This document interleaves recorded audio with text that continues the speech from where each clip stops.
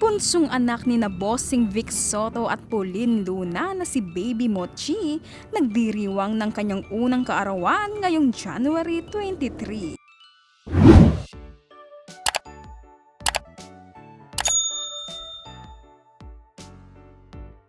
Very adorable ang celebrity baby na si Tia o mas kilalang Baby Mochi sa kanyang first birthday photoshoot na ibinahagi ng kanyang ina na si Pauline Luna Soto sa kanyang Instagram post. At may pasilip din ang nice print photo sa mga cute na mga larawan ni Baby Mochi. Sa isang nakakaantig ng Instagram post, ibinahagi ng celebrity mom na si Pauline Luna ang mga litrato mula sa kanilang napaka-cute na family photoshoot.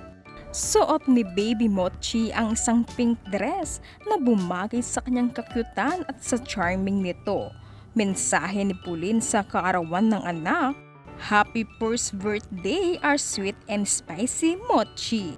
Our pody baby who eats just about anything. It's strong-willed, outgoing, smart, and also lovable. I thank God for blessing us with your life. You are once again a testimony of God's love and favor. I pray for protection over you today and all the days of your life. We love you so much, Mochichi. Happy birthday."